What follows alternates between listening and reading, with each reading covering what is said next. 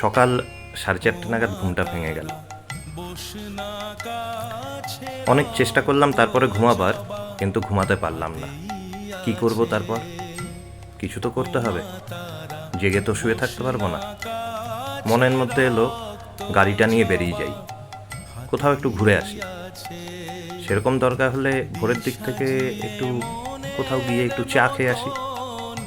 আমাদের কাছাকাছি ওই বেলঘরিয়া এক্সপ্রেসওয়ের ওখানে, হ্যাঁ, রাস্তায় অনেক জায়গায় ভালো চা পাওয়া যায়। তা ভাবলাম চাটা খেয়ে আসি, ফিরবার সময় একটু বাজার করে নিয়ে চলে আসবো। বেরিয়ে গেলাম গাড়ি নিয়ে। কিছুটা যাওয়ার পর বুঝতে পারলাম না, হয়তো মা ভবতারিণীর ডাকে গাড়িটা একদম ডাইরেক্ট বেলঘরিয়া এক্সপ্রেসওয়ে পেরিয়ে চলে গেল সেই দক্ষিণেশ্বরের দিকে। দক্ষিণেশ্বরে চলে এলাম। তাই সকালের মনোরম পরিবেশ, মায়ের দর্শন, মন্দিরের দর্শন, আমি যেরকম করছি সেরকম আপনাদের সঙ্গে জিনিসটা শেয়ার করলাম। খুব সুন্দর লাগছে সব কিছুই। সকালে বেলার যে গ্রীষ্মকালের রোদটা সেটা নেই। মন্দির দেখছি ঠান্ডার মধ্যে, একটা সুন্দর পরিবেশ। মা শারদার মন্দিরের সামনে দিয়ে যাচ্ছি। একই জায়গায় 3 মায়ের দর্শন, এদিকে ভবতারিণী মা, এদিকে মা শারদা, আর একটু এগিয়ে গেলেই হচ্ছে গঙ্গা মাইয়া, মানে আমাদের মা গঙ্গা। তা যখন এলাম, যে গঙ্গার তো দর্শন করা তো সব থেকে আগে দরকার।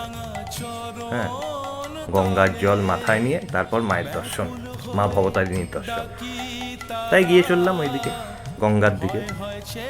সামনে চৈত্র মাস, আবার সেই চৈত্র মাসের শিবের গাজনে সব সন্ন্যাসী হয়, সন্ন্যাসীরা এসছেন ওখানে, গঙ্গা স্নান করছেন সব। এখন সন্ন্যাসী যে সময়কালটা, সেই সময়কালটা চলবে। মা গঙ্গার দিকে এগিয়ে যাচ্ছি। সামনে শিবের মন্দির, একদিকে হচ্ছে মা গঙ্গা, আরেকদিকে যদি তাকানো যায় পরপর হচ্ছে দক্ষিণেশ্বরের সেই শিবের মন্দির। এগিয়ে চললাম, খুব ভালো। সামনে দেখতে পেলাম যে এই সকালবেলা সবাই গঙ্গা স্নান করতে এসছে, তার মধ্যে চৈত্র মাসে গাজনের যে সন্ন্যাসী তারাও এসছেন। আমিও একটু গঙ্গার দিকে নেমে গেলাম।